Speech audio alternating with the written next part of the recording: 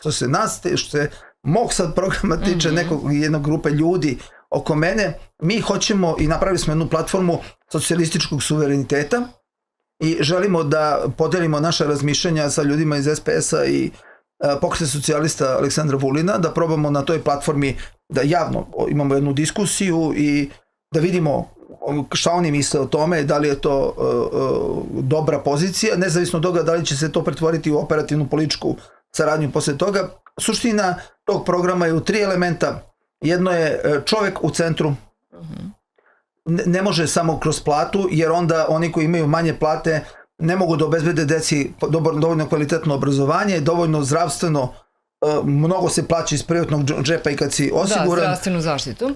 Krov nad glavom mora da bude ljudsko pravo, a ne profitabilna stvar. Moramo da imamo mnogo bolju zaštitu radnu, pravnu, makar u primjeni.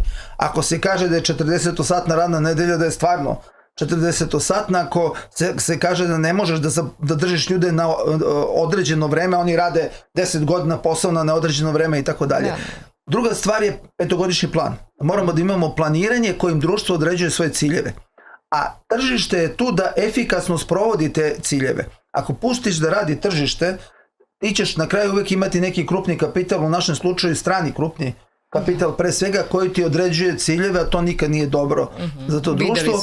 I međunarodna orijentacija značajno ka BRICS-u, ka multilateralizmu, jedan značajan otklon od Evropske unije, pogotovo od ove ovakve, kakva je u ovom trenutku, koja zapravo ima to Poglavlje 35 i dok je to tako, mi ni ne smemo da budemo na strateškom putu ka Evropskoj uniji.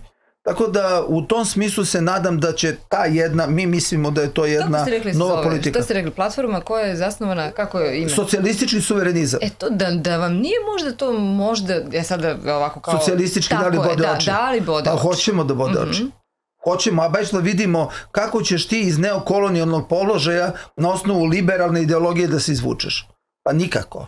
To je ono što ovi drugi koji misle da je to... Ima negativnu konotaciju, zato prosto... Ali ima negativnu konotaciju zato što je ovde kod nas to zatrpano, vi ste u pravu.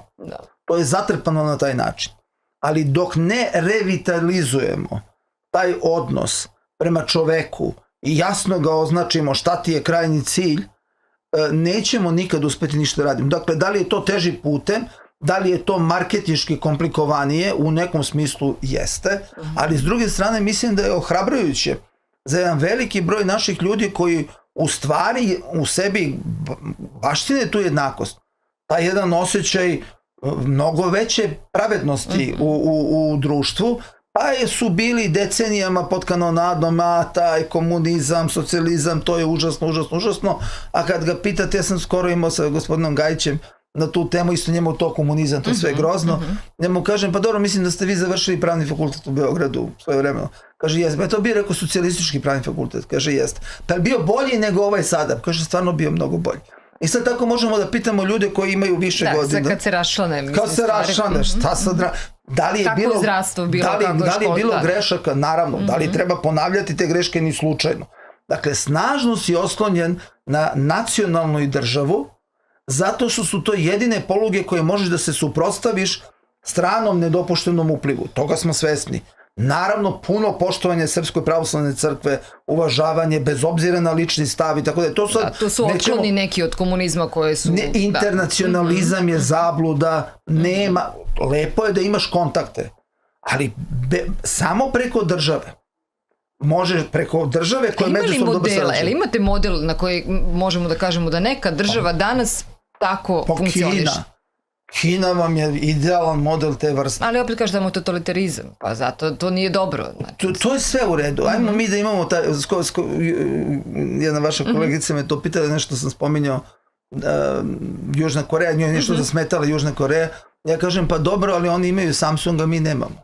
Pošto smo mi to ka Evropi, taj neokolonijalizam, onda to nemaš. Tako da, znate, taj totalitarizam u Kini se sastoji u tome da kad Harvard ispituje javno mnjenje u Kini, Harvard, oni nađu da lokalne samouprave imaju negde 92% podrške svojih građana. A centralna vlast ima 96 pa naviše. A vrh ima 99 pa naviše. Ali znate gdje je demokratija? kod definisanja planova. Tu onda i milijarderi, kojih u Kini ima isto po broju kao i u Americi, samo je njihov uticaj na kreiranje politike nula ili teži nuli, a u Americi je 100% ili teži 100%, što nije dobro za običnog čoveka. Ali kad ga pitaš, vlasnika velike kompanije, šta treba, pitam te, pitam državna preduzeća, pitam lokalne provincije koje su u stvari sve kao velike države Evrope na tom nivou, poljoprivreda. Mi mislim da ne znamo mi dovoljno o tome. Ne, uključimo, sve su uključeni. Evo sad ću vam kažem, za ovaj 15. petogodišnji plan, 14 svi sprovedeni. Pazite tu pamet, da vi odredite petogodišnji plan i svaki vam je sproveden. I nemate 48 godina recesiju. Nijedan puta. Kažu, to ih je razvio Zapad. Pa kako ih je razvio kad Zapad ima recesiju, ovi nemaju? Dakle, mnogo toga ima da se nauči. 3 miliona sugestija je stiglo. Svih 3 miliona će biti razmotreno. Tradicionalno oni usvajaju oko 12-13 hiljada sugestije. Tu je demokratija. To što tebe interesuje, ekologija, bilo koja oblast, nauka, obrazovanje, ma kako da ne. To sve te slušam, gledam i ja određujem. Ne može meni vlada da radi što ona hoće. Vlada ima da sprovodi ciljeve koje smo mi dali. I posebno jedno telo koje se bavi javnim preduzećima u zajednici to rade. Tako da, inače, sad na treći nivo demokratije u Kini, oni imaju nešto manje od 100 miliona članova komunista i negde 70 miliona podmlatka. Tako da ako vi imate nekakav unutrašnji politički život na nivou 100 miliona, onda to teško da možemo reći totalitarizam. A šta smeta Zapadu? Smeta zato što su oni uspostavili kriterijum meritokratije. Vi uopšte ne možete biti izabrani. Ako prethodno niste na nekom nižem nivou, rezultatima dokazali da ste nadprosečno dobri u odnosu na konkurenciju u Kini. Pa ste odatle otišli na drugi nivo, pa ste dokazali da ste u groblju polovini, pa ste došli na treći nivo, pa ste dokazali da ste među najboljima i onda tu bude nekih 2000 ljudi, gdje sad može stvarno da bude, svideo mi se večera na koju me je pozvao, pa si ti u 200. Ali u tih 2000 je potpuno sve jedno. Oni su svi dokazano odlični i naravno sankcionisani. Ima.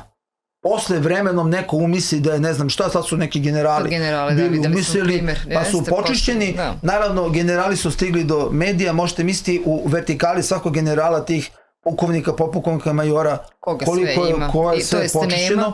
Molim lepo, ovdje imamo sankciju, ovdje imamo meritokratiju i to funkcioniše na jedan neverovatan način, po svim pokazateljima.